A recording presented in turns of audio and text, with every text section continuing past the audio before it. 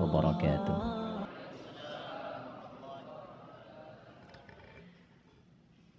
Alhamdulillah. Alhamdulillahi wa kafa. Wassalatu wassalamu ala rasulillahil mustafa wa ala alihi wa sahbihi wa dhurriyyatihi wa ummatihi wa man wafa wa ba'd. Teman-teman sekalian, ayat-ayat paket puasa itu turunnya bukan di bulan Ramadan. Turunnya di bulan Sya'ban, di tahun kedua Hijrah. Saya sebut ayat-ayat karena sebagian umat Islam ketika disebutkan puasa Ramadan, fokusnya hanya di ayat 183 saja. Padahal kurikulum Ramadan itu satu paket. Dari ayat 183 di surah Al-Baqarah sampai dengan ayat 187 di surah Al-Baqarah. Diturunkan di bulan Sya'ban di tahun kedua Hijrah. Dan sekarang kita sudah memasuki bulan Sya'ban di tanggal kedua di tahun 1444 Hijrah. Jadi berkesesuaian kurikulum ini dibahas saat ini dan sesuai dengan petunjuk atau sunnah Nabi Sallallahu Alaihi Wasallam dari segi historis dan dari segi persiapan-persiapan spiritual.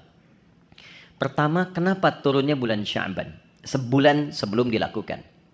Secara singkat kata para ulama, agar Nabi Sallallahu Alaihi Wasallam memiliki kelapangan waktu untuk menjelaskan semua yang terkait dengan baik itu keistimewaan ataupun juga teknis pelaksanaan Ramadan yang sempurna sehingga menghasilkan kualitas Ramadan yang diinginkan oleh Allah. Nanti kita akan bedah apa yang diinginkan oleh Allah lewat Ramadan itu. Nah, dengan pendidikan sebelum Ramadan ini langsung dari Nabi, pendidikan Nabawi, maka diharapkan semua orang Islam baik di masa itu ataupun diteruskan kini sampai dengan sekarang itu memiliki kelapangan hati dan kesiapan untuk menerima apapun yang diperintahkan saat Ramadan sehingga menghasilkan kualitas seperti yang diinginkan oleh Allah Subhanahu wa taala. Dalam bahasa Arab, seorang yang telah lapang sehingga menerima apapun dia siap melakukannya, maka dalam bahasa Arab itu disebut dengan marhaban namanya. Dari kata rahiba yarhabu. Jadi kalau orang Arab mengatakan marhaban ya akhi, selamat datang ya saudaraku, menyambut tamu misalnya, itu maksudnya saya betul-betul lapang menerima Anda. Silahkan, apapun yang Anda inginkan di sini boleh. Mau duduk silahkan, makan silahkan. Maka mereka mengatakan nazaltum ahlan wa halaltum sahlan. Disingkat ahlan wa sahlan. Nazaltum ahlan, Anda tiba di sini anggap rumah sendiri. Ya. Nah, rumah sendiri kan juga tidak harus seperti yang punya rumah ya. Ya, silahkan makan, minum, tapi kan ngepel enggak ya. Ya, nyapu enggak ya. Jadi silahkan nikmati senyamannya. Halal tum ya. Dan apa yang Anda sekarang mau nikmati semua halal. Silahkan. Itu orang mengatakan marhaban. Nah, kalau kita ingin melapangkan hati supaya apa yang datang, apapun itu mudah kita terima, maka bahasa Arabnya tambahkan tasydid di kata kerja asal. Dari rahiba jadi rahhaba. Yurahibu. Sifatnya disebut dengan tarhib. Maka dari sini kenapa muncul istilah tarhib Ramadan? Tarhib itu asalnya usaha untuk melapangkan hati seluas-luasnya sehingga siap menerima dan menyambut apapun yang akan dihadapi kemudian. Jika tarhib ini dilekatkan dengan Ramadan, maka memberikan kesan upaya untuk melapangkan keadaan hati dan jiwa sehingga ketika Ramadan datang sebagai tamu istimewa itu apapun yang diperintahkan siap untuk dilakukan. Itu gambarannya. Nah, sekarang apa materi tarhib Nabi Sallallahu Alaihi Wasallam yang pernah beliau sampaikan kepada sahabatnya yang menjadi kurikulum untuk diwariskan sehingga dengan warisan ini setidaknya mendekati kualitas para sahabat-sahabat ataupun tabi'in di era itu yang bisa kita capai di masa-masa yang berbeda. Yang pertama, saya cepat. Di sini ada ibu ya. Nah, jadi saya sapanya Bapak Ibu kan. Bapak Ibu hadirin sekalian, Yang pertama, penting diketahui bahwa goal dari Ramadan itu ada 3.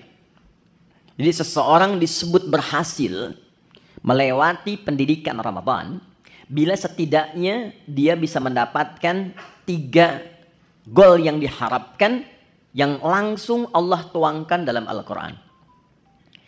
Yang pertama, ada yang dinamakan dengan peningkatan ketakwaan personal. Itu yang ada di Al-Baqarah di ayat 183. Jadi Ramadan desainnya dihadirkan oleh Allah ibadah selama sebulan. Nanti harapan pertamanya ditujukan supaya membentuk karakteristik setiap muslim itu yang memiliki ketakwaan personal yang tinggi. Dalilnya Quran surah kedua ayat 183. Ya ayyuhalladzina amanu kutiba alaikumussyam kama kutiba alal ladzina min qablikum la'allakum tattaqun. Nah, ketika menunjuk tattaqun itu menggunakan kata kerja kedua. Nanti saya bedah. Ya. Jadi supaya kalian kan ke kita. Jadi Allah mengkhitab kita secara personal. Aku siapkan puasa ini ya, dan dipanggilnya nanti untuk semua tanpa kecuali. Nanti saya detilkan. Tujuan dasar pokoknya supaya membentuk karakteristik ketakwaan personal bagi setiap individu muslim. 1. 2, saya cepat. Ramadan juga disiapkan oleh Allah untuk membentuk ketakwaan sosial. Jadi bukan sekedar secara pribadinya menjadi lebih baik, tapi ternyata kebaikan personal ini baru punya nilai optimal dalam pandangan Quran jika auranya sudah mampu ditebarkan ke lingkungannya. Karena itu puasa nggak biasa nanti desainnya. Ya, nanti akan melatih kita saat yang bersamaan untuk berinteraksi secara sosial dan mengoptimalkan semua karakter sosial kita. Sehingga goalnya akan terlihat bukan hanya dengan Allah yang punya hubungan baik. Jadi kalau dengan Allahnya baik, dengan manusianya tidak baik, belum sempurna Ramadannya. Dan yang ketiga, membentuk karakteristik manusia yang bersyukur kepada Allah Subhanahu wa taala. Ketakwaan personal, ketakwaan sosialnya ada di ayat 187 dan karakter syukurnya ada di ayat 185. Itu saja akan kita bedah di kesempatan kali ini. Saya akan coba optimalkan di 45 menit ke depan. 15 menitnya kalau ada sekiranya yang Anda ingin sampaikan atau kita diskusikan, kita bisa optimalkan di sisa waktu itu. Saya bisa menulis ya. Baik, kita mulai sebentar. Bismillahirrahmanirrahim. Pelan-pelan. Jadi yang pertama, kita mulai dari segi ketakwaan personal. Ya. Takwa secara personal. Dalilnya Quran surah kedua ayat 183. Pelan-pelan. Ya ayyuhalladzina amanu kutiba alaikumus syiyam kama kutiba alal ladzina min qablikum la'allakum tattaqun. Apa yang dimaksud dengan ketakwaan personal? Ini dulu. Bapak Ibu teman-teman sekalian, bila terdapat kata takwa di dalam Al-Qur'an, itu setidaknya disebutkan derivasinya sebanyak 240 kali. Nah, desainnya terbagi pada 3 bagian. Nanti ada yang membimbing bagian jasmani kita. Ada yang kedua membimbing akal atau intelektualitas kita. Dan yang ketiga ada membimbing rohani kita, jiwa spiritual kita.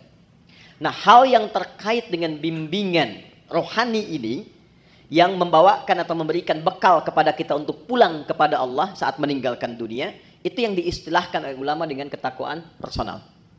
Jadi babnya khusus, kalau mau dirincikan secara singkatnya adalah bab tentang aspek ritual. Bahasa lainnya ibadah. Nah, sekarang dasar berpikirnya bagaimana? Kita itu kan tinggal, bukan hanya di dunia kan? Baik ya? Setelah dunia kita meninggal, makanya disebut meninggal dunia. Ya, perginya kemana? Baik, berbahagianya di dalam Islam, bersyukurnya sebagai muslim, konsep kehidupan yang dijelaskan tuh jelas sekali. Gak ada ambigunya. Ya, Anda bisa komparasikan untuk menambah wawasan kita misalnya. Di Islam itu dari bangun tidur sampai tidur dijelaskan. Dari bimbingannya, doanya, caranya. Meninggal dunia sampai ke bab kematian dijelaskan. Mau wafat tuh silahkan, cara yang tenang seperti ini. Setelah meninggal diinfokan, Anda kalau meninggal dunia tempat transitnya, makanya disebut barzakh. Barzakh tuh waiting room, tempat pemisah. Namanya kubur, ada ayatnya, ada hadisnya, ada detailnya. Setelah itu kemana? Dari dunia ke akhirat. Tempatnya cuma dua, imma di surga atau neraka. Ini tempat menunggunya disebut barzakh, alam pemisah. Alamnya disebut barzakh, tempatnya disebut dengan kubur. Jelas semua. Ayat, hadis, dalil lengkap. Nah sekarang pertanyaannya, kalau kita di dunia saja berkehidupan butuh bekal, Anda nggak mungkin datang ke kantor ini tanpa bekal. Dan di sini pun bekerja mencari bekal kan? Dan kita kadang-kadang tugas, apalagi di EP kan? Tugas misalnya, keluar, eksplorasi. Di setiap tempat kan punya aturannya sendiri ya. Datang ke Amerika, mata uangnya sudah beda. Currency-nya sudah lain. Bekalnya sudah berbeda. Nah sekarang, kalau kita meninggalkan dunia, bekalnya apa? Sedangkan yang kita kumpulkan di dunia itu nggak akan dibawa. Ke barzah aja nggak dibawa. Ya. Ada di antara kita yang dikubur bawa handphonenya. Kalau saya kangen nanti miss call aja. Kan nggak bisa kan? Ya pakaian aja kan ganti kan? Ganti loh. Teman-teman masih pakai seragam tuh, ya kan? Seragamnya saat ke alam kubur kan beda kan? Ya kan? Nggak ada kantongnya loh Pak. Boleh dicek nanti tuh, ya? Kainnya cuma 2, perempuan tambah 1, kerudungan, ya kan? Maka yang belum berkerudung dipikir-pikir dulu ya, supaya malaikat nggak aneh nanti nanya, kamu masuk kubur kok pakai kerudung? Di dunianya enggak ya? Ini untuk latihan saja ya, pertanyaan.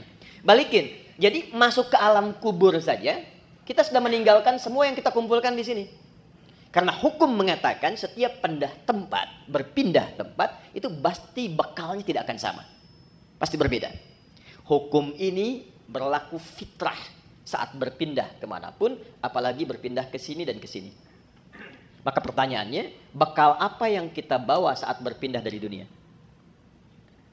Nah, inilah yang kita siapkan sejak berada di dunia, supaya saat pindah ke sini sudah siap. Maka Allah kemudian menurunkan kepada kita usaha-usaha personal selain yang kita kerjakan dalam kesibukan dunia untuk menyiapkan bekal akhirat. Bekal inilah yang disebut dengan ibadah. Aspeknya masuk kepada aspek ritual dan spiritnya masuk pada ketakwaan personal. Inilah sebabnya kenapa Allah meminta kita sholat, meminta kita baca Al-Quran, meminta kita haji, minta kita umrah. Ya, ada kaitan langsung dengan aspek-aspek keduniaan. Tapi sesungguhnya tujuan utamanya adalah penyiapan bekal menuju kehidupan setelah dunia sini. Ya. Setiap kita menunaikan sholat, maka perbuatan sholat, baca Quran, puasa, dan yang lain sebagainya itu untuk mendukung menjadi bekal kehidupan akhirat, maka oleh Quran dinamakan dengan hasanah namanya. Ya, hasanah. Contoh, sholat itu di Quran disebut hasanah. Quran surah ke-11, Hud ayat 114. Aqimis sholata tarafain nahar wa zulafan minal lail innal hasanati yudhibnas sayyiat. Sholat yang kita kerjakan sehari 5 waktu itu, 17 rakaat, plus dengan tambahan sunnah yang lain, itu oleh Quran disebut hasanah. Nah, setiap kita mengerjakan perbuatan hasanah, maka konsep dasarnya akan melahirkan bekal, diberi nilai bekal untuk pulang ke akhirat. Ya, berapa bekalnya? Setiap hasanah itu 10 poin. Ada di Quran surah ke-6 ayat 160. Ya, ini jangan dianggap biasa ya. Nanti kita lihat nih. Nanti taunya saat akan meninggal. Jadi akan meninggal semua hasanah dikonfirmasi. Makanya ada orang yang ketika akan meninggal kan senyum, tenang, panggilannya panggilan ketenangan, hasil ibadah.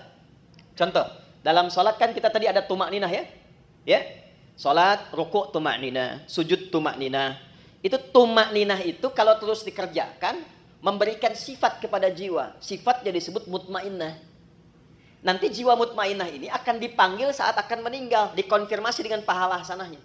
Makanya ketika dipanggil Quran surah 89 ayat 27 sampai dengan 30, ya ayyatuhan nafsul mutmainnah, irji'i ila rabbiki radiyatan mardiyah. Kenapa ada yang tenang, senyum? Karena ditampakkan. Ya. Dulu ada seorang kakek itu yang sangat soleh, ahli masjid. hari Kamis itu, ya beliau selalu merawat masjid.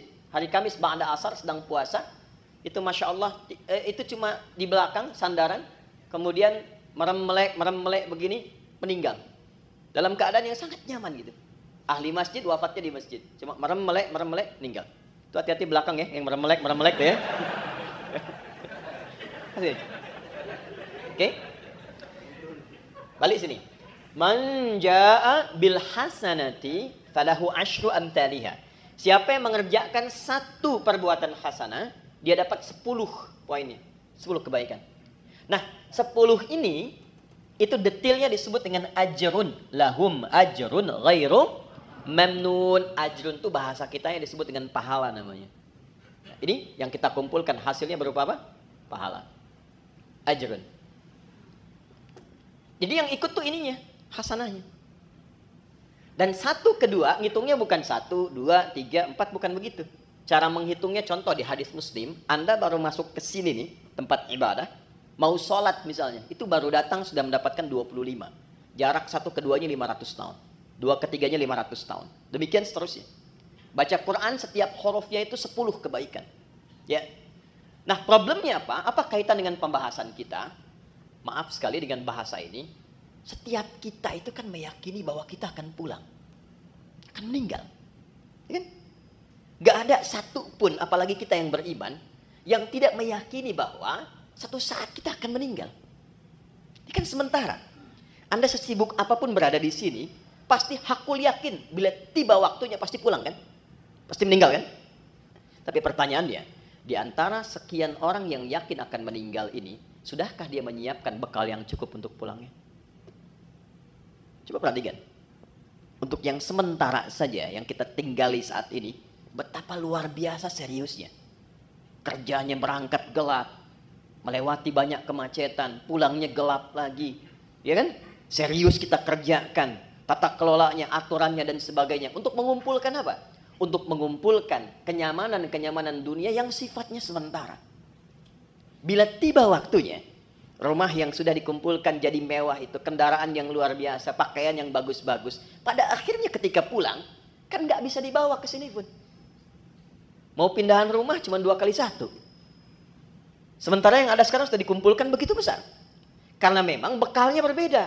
Jadi konsep Quran itu, ingat konsepnya itu sangat luar biasa. Hei, kamu mesti sukses dunia, akhirat pun bahagia juga. Makanya hasanah itu oleh Allah dibagi 2. Ada konsepsi dunia, ada akhirat. Ya. Quran surah kedua Al-Baqarah ayat 201. Wa minhum may yaqulu rabbana atina fid dunya hasanah wa fil akhirati hasanah. Jadi keseimbangan dalam Islam itu Allah nggak menginginkan kejar akhirat, dunia lupakan, tidak. Karena mencari akhirat itu tempatnya di dunia. Tapi jangan sampai juga terjadi, maaf, dunianya luar biasa, akhiratnya nestapa. Nanti kita akan temukan pengaruh-pengaruh ibadah ini, ada yang terkait dengan dunia, tapi pokoknya adalah akhirat.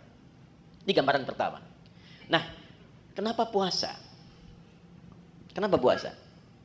Karena dari sekian kita beraktivitas, sekian lama diberikan waktu berkehidupan, kadang-kadang kebanyakan manusia lupa dengan tujuan berkehidupannya sehingga tidak siap untuk pulang. Contoh, kemarin di Pondok Indah saya sama-sama menghitung. Ini rata-rata usia berapa ya? Kita ambil 40 lah ya. Ya, entah ke atas atau ke bawah, 40 ya. Konsepnya begini aja, 40. Ya, 40 tahun itu kalau kita potong sedikit untuk tidurnya kira-kira berapa tahun? Akumulasi setengahnya lah ya. Dari mulai berkehidupan, tidur siang, tidur malam, kurangi 20 tahun. Jadi yang digunakan aktivitas 20 tahun. Oke. Dari 20 tahun ini yang dipakai ibadah berapa tahun? Kurangi kerja, makan, macam-macam. Ambil setengahnya ya. Jangan terlalu pesimis lah. Ambil 10 lah. Nah, ini yang dipakai sholatnya, ibadahnya, macam-macam. Dari yang 10 tahun ini, yang ibadah, yang ikhlas berapa tahun? Kan konsep diterimanya kalau ikhlas kan? Wa ma umiru illa liya'budullaha mukhlishina lahuddin. Ambil 5 tahun lah ya. Jadi usia 40 tahun itu amalan potensial yang dibawa untuk pulang 5 tahun. Potensial. Ya kan? Dan ingat energi potensial kan ada kaitan dengan H juga kan? MGH kan? M dikali G kali H kan?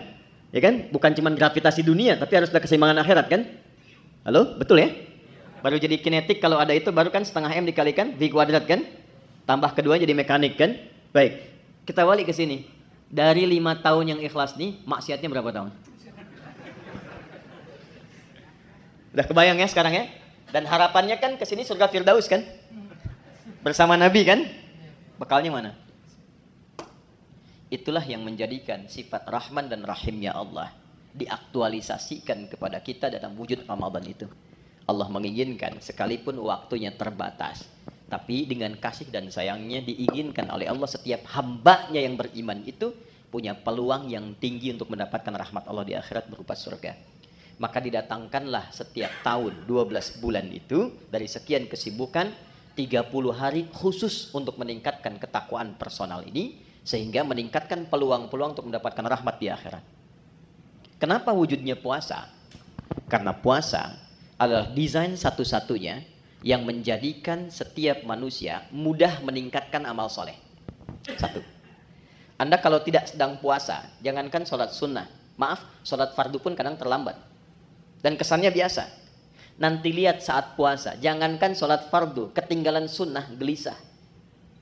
Lihat awal pertama Ramadan nanti, ya, para ibu bahkan sudah maaf sekali, ya, sudah mulai memesan tempat, membuk tempat-tempat saf pertama dengan sajadah itu. Dan itu bukan ngejar sholat fardu, ngejar tarawih. Dan tarawih sunnah kan? Ya kan? Anda keluar dari sini, ada yang minta, belum tentu diberi. Tapi saat puasa, yang tak kelihatan mata itu ditanya. Berapa fakirnya, berapa miskinnya, berapa yatimnya. Kumpulkan.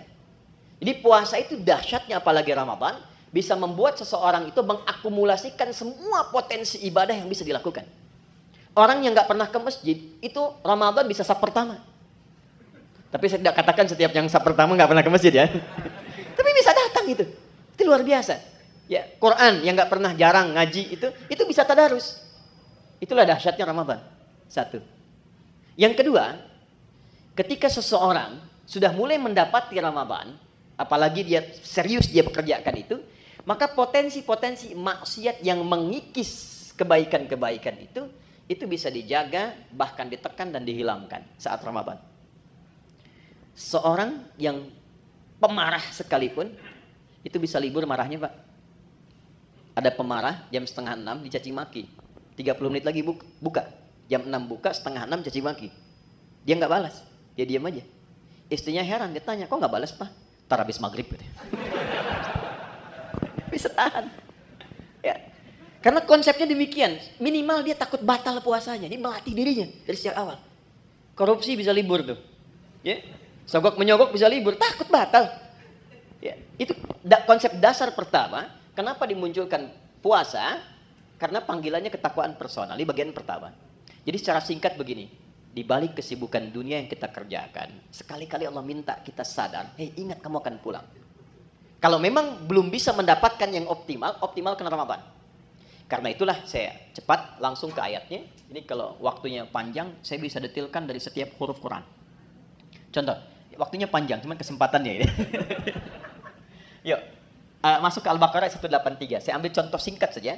Ya ayyuhalladzina amanu. Saya ambil satu ini saja. Itu kalimat. Ya disebutkan 361 kali dalam Al-Quran. Itu menunjuk panggilan. Bisa panggilan dekat, menengah, dan jauh. Nidaul qarib, mutawassit, wal ba'id. Huruf panggilan di gramatikal bahasa Arab itu ada 14. Tapi yang di Quran digunakan hanya ya. Memanggil dekat, menengah, dan jauh. Ayyuha disebutkan 150 kali dalam Al-Quran. Ayyunya berfungsi menguatkan pesan, haknya mengingatkan. Alladzina disebutkan sebanyak 1080 kali dalam Al-Quran. Panggilan mencakup semua tanpa kecuali. Laki-laki, perempuan, besar, kecil, dan semua status keduniaannya. Perhatikan baik-baik. Betapa satu huruf ini kesannya luar biasa. Khusus untuk Ramadan. Panggilannya dibuka dengan ya ayyuhalladzina amanu, seakan-akan Allah ingin memberikan pesan yang kuat. Hei semua hambaku, laki-laki, perempuan, besar, kecil yang merasa beriman. Terlepas dari tingkat keimanan kalian beda-beda. Ada yang imannya kuat sehingga merasa dekat dengan Allah. Konfirmasi iman kuat itu begini.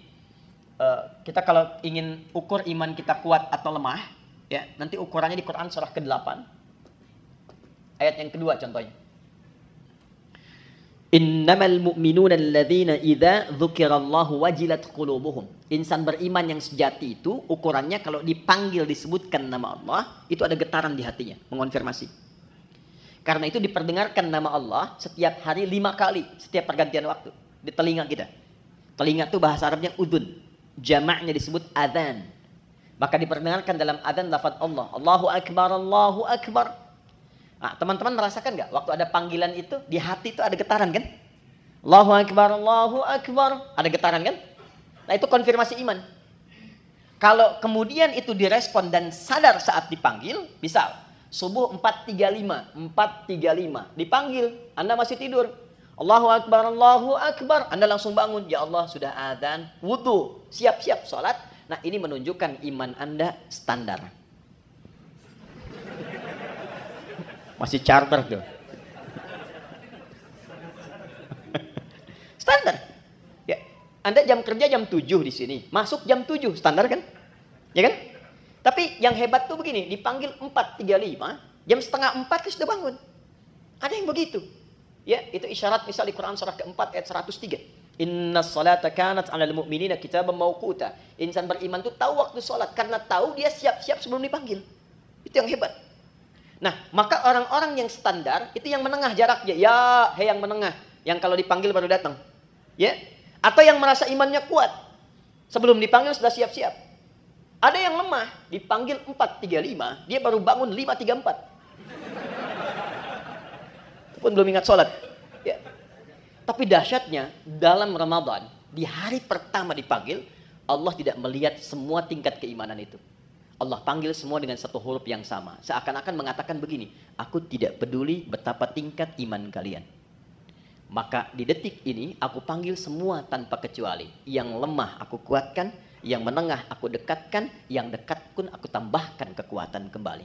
Itulah yang menjadikan semua kita tanpa peduli karakteristik imannya, parameter tingkat rendah dan tingginya. Coba lihat, bukti ayat ini. Di awal Ramadan, semua semangat. Lihat nanti, hari pertama Ramadan. Ya, kita insya Allah tanggal berapa nanti?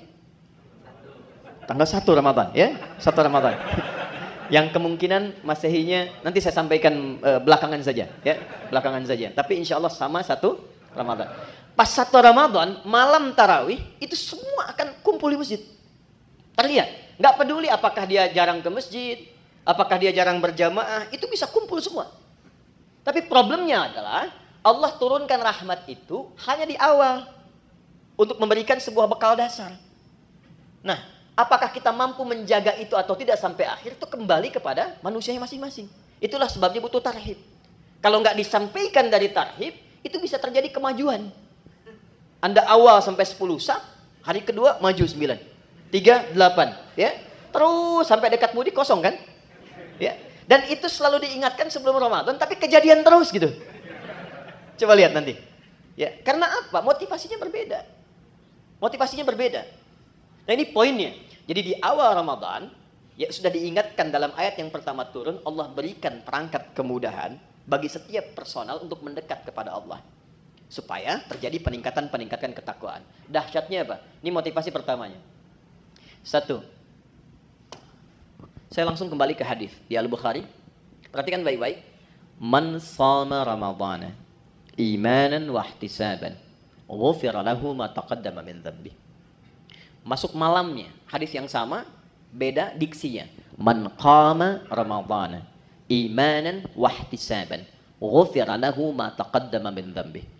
Karena pertama kali masuk Ramadan kita ibadah malam, salat, disebut dengan qiyam, pekerjaannya disebut dengan qama.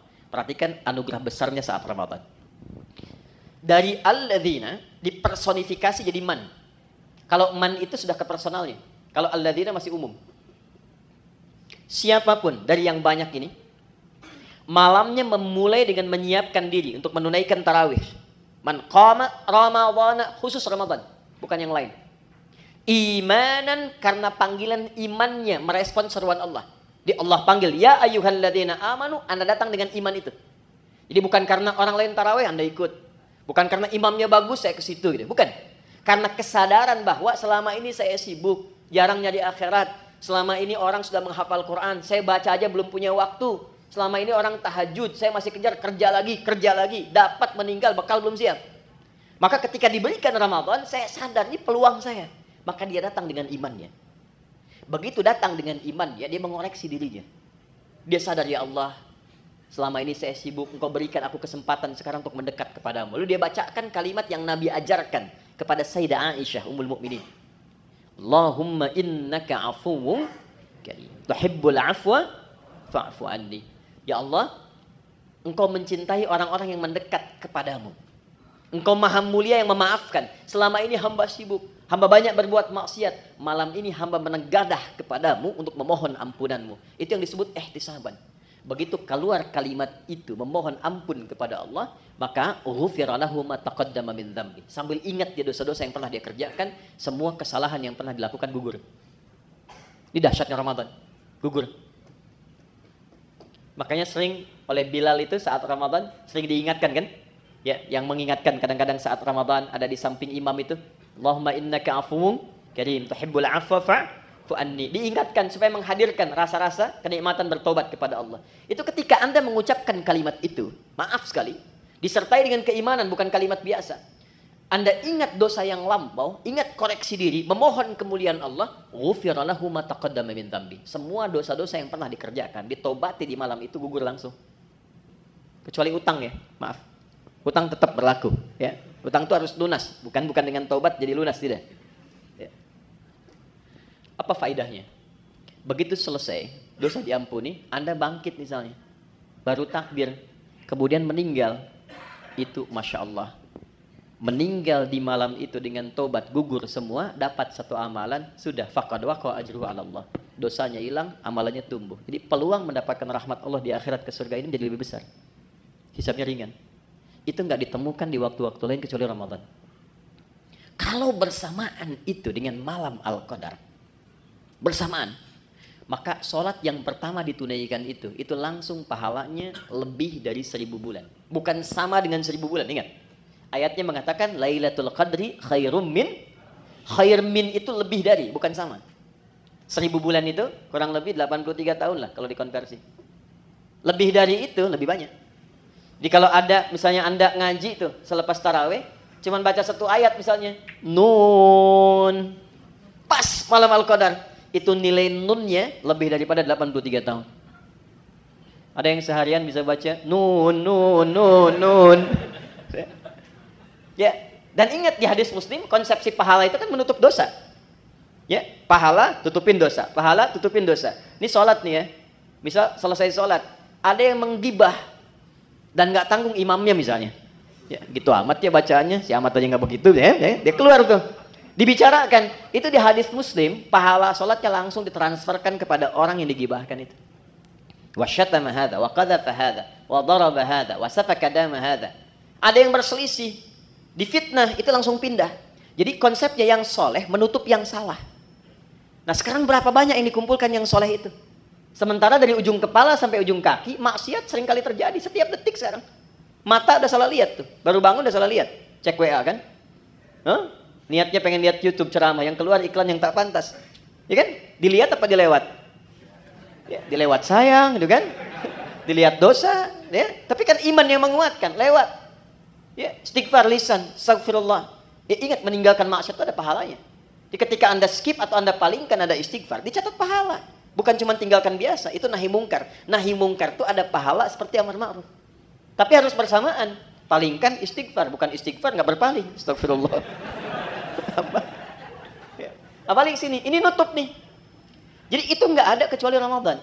Maka tumbuhkan motivasi, maaf sekali dengan bahasa ini, tumbuhkan motivasi bahwa Ramadan itu adalah momentum kita untuk mengejar husnul khatimah. Itu poinnya. Maka di ujung ditutup dengan kalimat kama kutiba 'alal ladzina min qablikum la'allakum tattaqun. Diharapkan dengan meningkatnya ibadah di bulan puasa ini ada kesadaran personal dalam diri kita bahwa kita suatu saat akan pulang, dan bekal pulang itu cuma takwa. Cuma takwa. Karena saat kita roh ditanamkan pada jiwa, itu membawa potensi takwa. Jadi begitu roh masuk ke dalam jiwa kita menjadi nafas, Diserap ke dalam bahasa Indonesia menjadi nafas, bisa bernafas tanda kehidupan. Nafas itu kalau sudah masuk ada takwanya. Di mana ditemukan? Quran surah 91 ayat 7 sampai 10.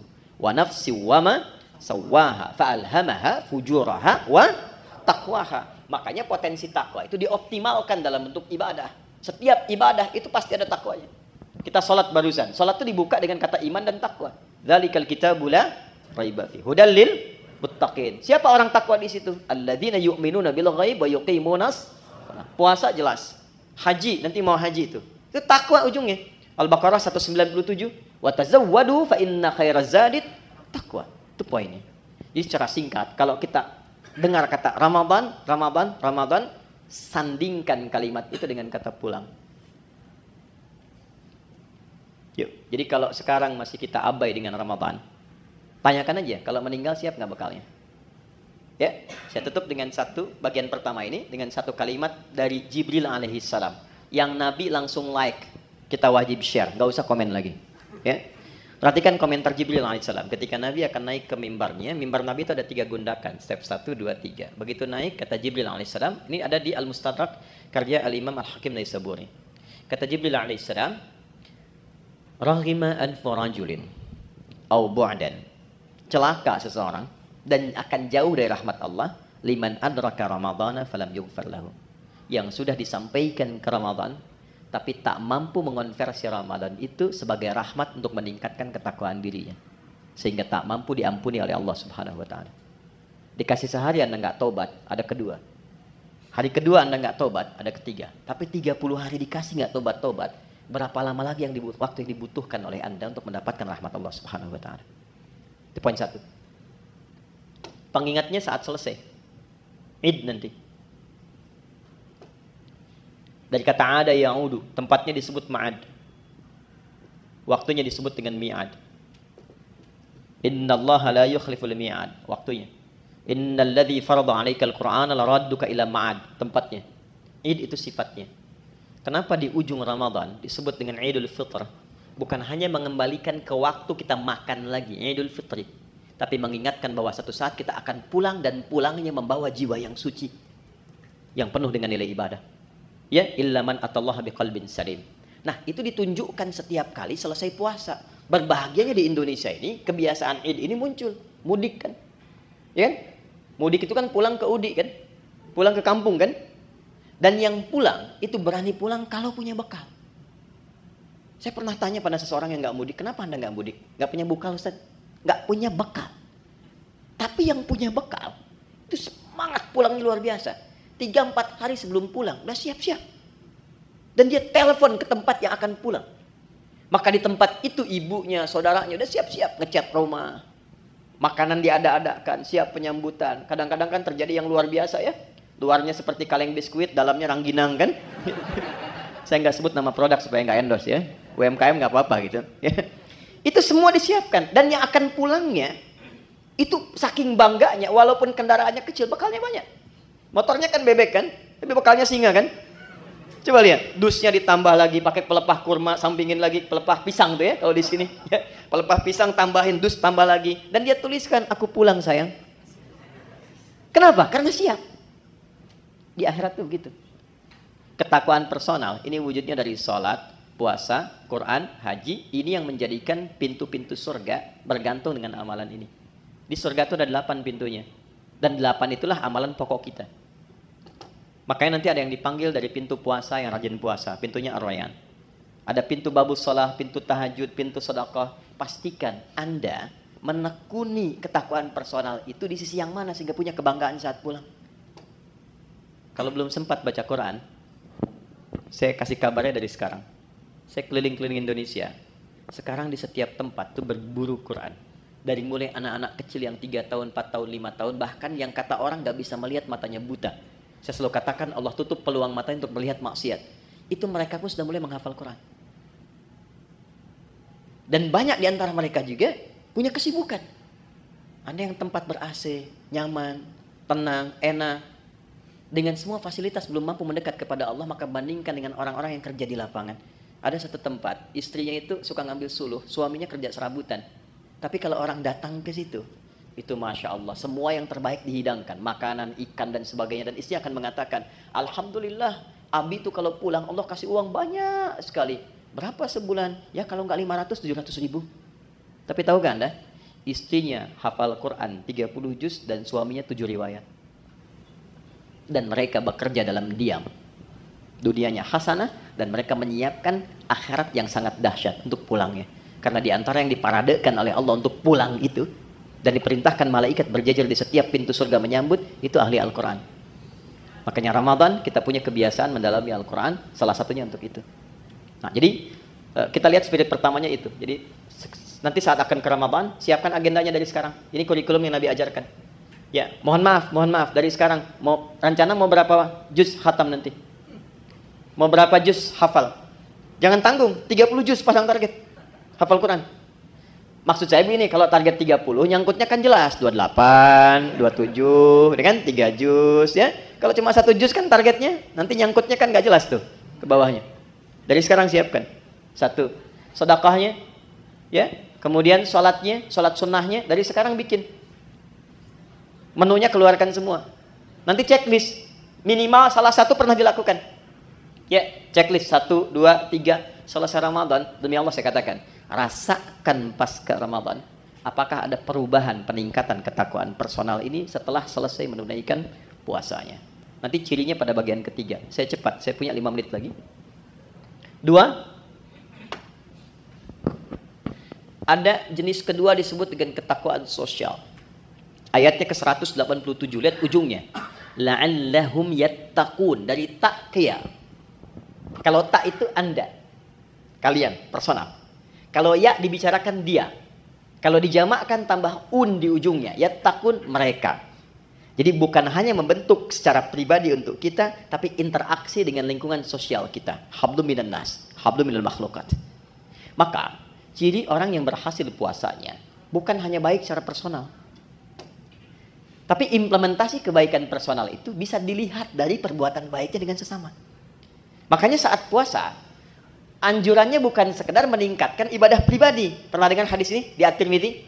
Siapa yang memfasilitasi bukaan untuk orang puasa, walaupun 1 biji kurma saja, 1 kurma, ataupun sehirup air saja, maka dia mendapatkan pahala yang sama dengan yang berpuasa itu tanpa dikurangi sedikit pun.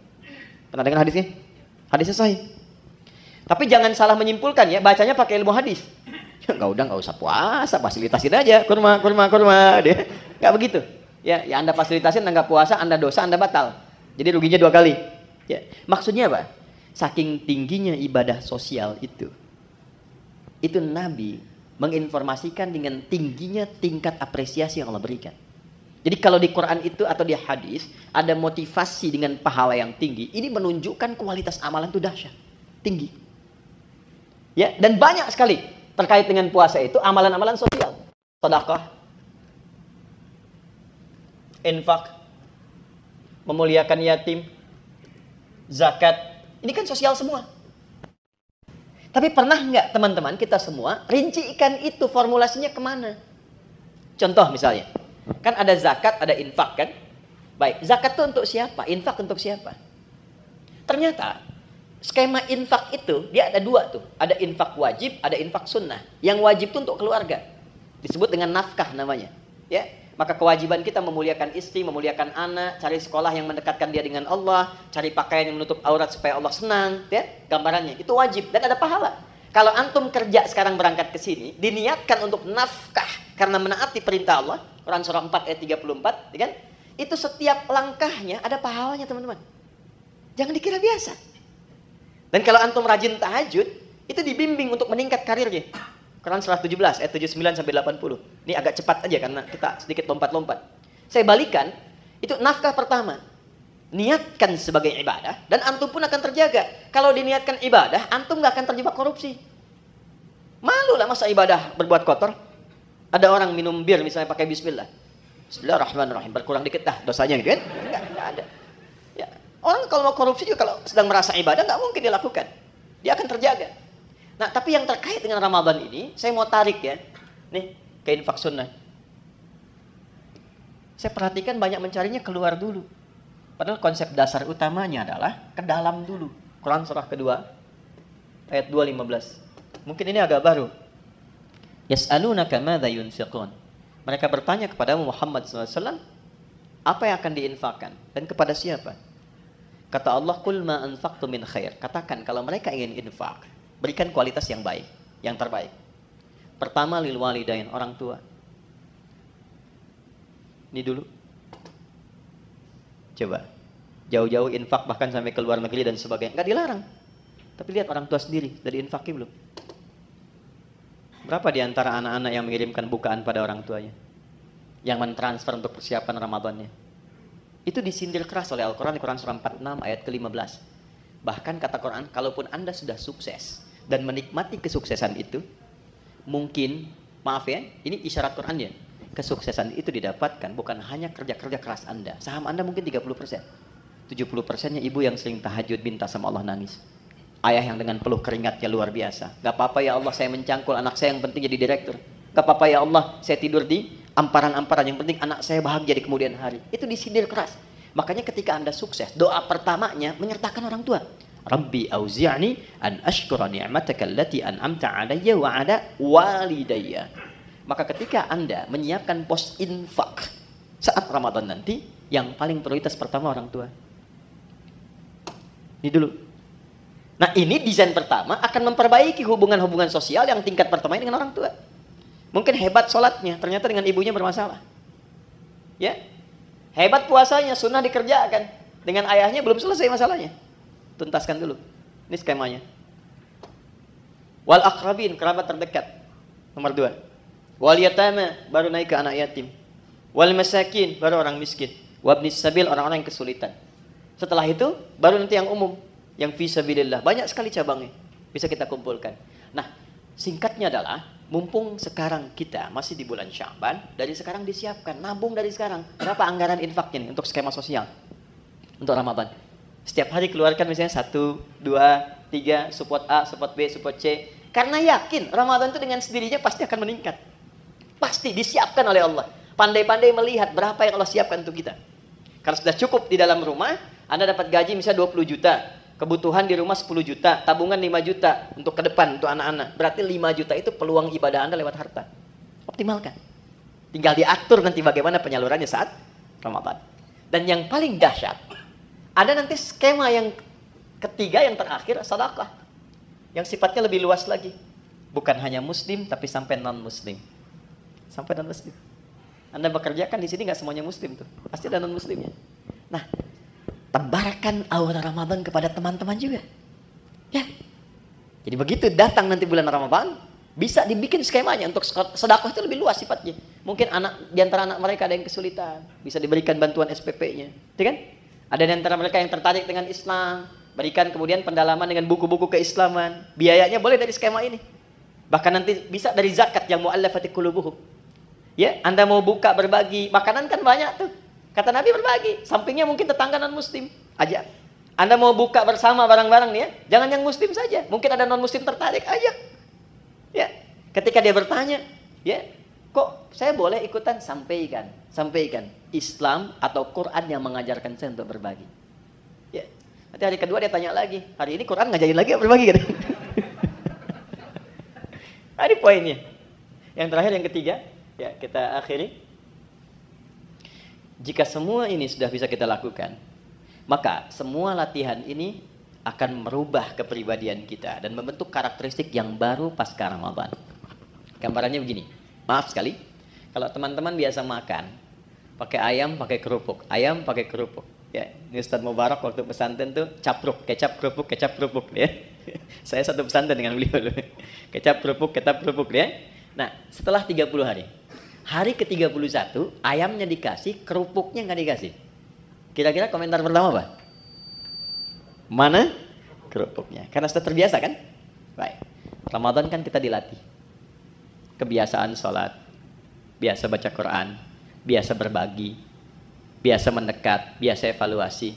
Masa 30 hari melakukan itu nggak merubah karakter? Pasti akan ada perubahan. Ya. Hal pertama yang didapatkan pasca itu, yang pertama ketenangan. Itu dulu. Jadi Allah itu kalau ingin merubah seorang hamba jadi lebih baik, hatinya ditenangkan dulu. Karena tenang ini kunci sejalannya. Hidup tenang, Di rumah tangga kan tenang ya. Samara itu kan sakinah dulu. Sakinah kan tenang ya. Di kaya pun kalau nggak tenang nggak enak. Coba pilih mana? Kaya tapi gelisah atau miskin tapi tenang? Nggak ada pilihan ketiga, jangan maksa. Saya tahu kaya dan tenang ya. Kaya tapi gelisah atau miskin tapi tenang? Jadi Allah itu kalau ingin merubah seorang hamba menjadi lebih baik, itu diberikan ketenangan dulu. Setelah tenang nanti baru diinstal. Dia pengen apa? Apakah ilmu, apakah harta atau kedudukan? Baru diarahkan. Anda kalau sholat, yang didapatkan kan bukan solusi dulu kan? Sebelum tanha anil fahsya'i wal munkar, ketenangan dulu. Makanya kalau orang itu kalau sudah sholat, sholatnya bagus, hatinya lebih tenang. Baca Quran juga begitu. Ya, jadi kalau Anda sedang gelisah, ibu-ibu itu jangan bikin status. Gak menyelesaikan persoalan. Ya, ini mendung di sekitaran bikin status. Mendung ya, yang gak menghentikan mendung kok. Ya. Kalau sedang gelisah, ambil wudhu, ngadap kiblat, ambil mushaf, baca Quran. Tenang hati. Walaupun solusi belum datang. Nah, Ramadan pun begitu. Ketika Allah ingin tanamkan hidayah pada seorang hamba, yang diberikan pertama ketenangan, lebih tenang pribadinya. Kedua, lebih nikmat dalam beribadah, lebih berkualitas, merasakan peningkatan kualitas dalam ibadah. Jadi ada kecenderungan ingin nambah, ada mulai rindu dengan tarawih, padahal mau berakhir, ya kan? Maka saat itulah kemudian tanda awal dari Allah bahwa hidayah telah ditanamkan dalam diri kita. Ketika ditanamkan pada diri itu, maka wujud yang terakhir yang Allah inginkan, walitukabbirullaha ala ma hadakum wa la'allakum tashkurun. Membentuk pribadi yang lebih bersyukur. Apa itu syukur? Secara singkat, syukur adalah mampu mengonversi semua nikmat yang Allah berikan pada setiap tempat yang Allah kehendaki. Maaf, lisan ini fungsinya untuk bicara. Tapi Allah menginginkan bukan sekedar bicara, bicara yang baik-baik. Itulah syukur. Syukur dengan mata melihat yang baik-baik. Syukur dengan tangan menulis menggerakkan yang baik-baik. Maka orang yang lulus puasanya, puasa itu akan merubah kepribadian dirinya menjadi lebih baik sebagai syukur kepada Allah Subhanahu wa taala setelah menyelesaikan pelatihan selama 1 bulan itu.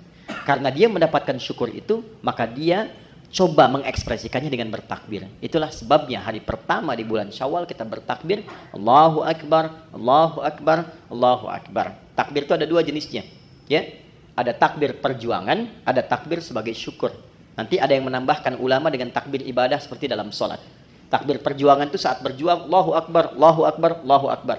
Bung Tomo teriak Allahu Akbar, yang lain Allahu Akbar. Sampai di undang-undang kita nama Allah masuk. Atas berkat rahmat Allah yang Maha Kuasa. Sebagai wujud perjuangan kita. Ada takbir dari syukur. Sebagai wujud Allah telah memberikan hidayah kepada kita. Itu boleh bertakbir. Ya, Anda misalnya puasa. Kalau saya dapat sesuatu, saya pengen puasa. Begitu dapat, diberikan Anda puasa. Anda bertakbir misalnya, Allahu Akbar, itu sunnah. Boleh untuk dilakukan. Nah, jadi secara singkat, lulus puasa, jadilah pribadi yang lebih baik dekat dengan Allah. Bersikap mulia terhadap sesama. Saat yang bersamaan, mampu menata diri dari ujung kepala sampai ujung kaki, menjadi pribadi yang lebih baik. Itulah esensi Ramadan yang Allah perintahkan lewat Rasulullah untuk berlatih selama kita menunaikannya. Adapun detailnya nanti insya Allah kita sudah siapkan. Saya siapkan nanti tayangan full selama Ramadan untuk menurunkan detail dari semua ini. Ini amalannya apa, ini prakteknya apa, evaluasinya apa. Insya Allah nanti teman-teman bisa terhubung dengan Adihidayat Official. Kita siapkan nanti setiap hari, setiap Ramadan ada tuntunan, dan saya siapkan buku juga yang spesifik untuk itu. Nanti teman-teman bisa akses dan diinfokan setelah selesai. Ya, dicetak kita bisa infokan sehingga Anda punya kurikulum yang bisa Anda pedomani selama Ramadan.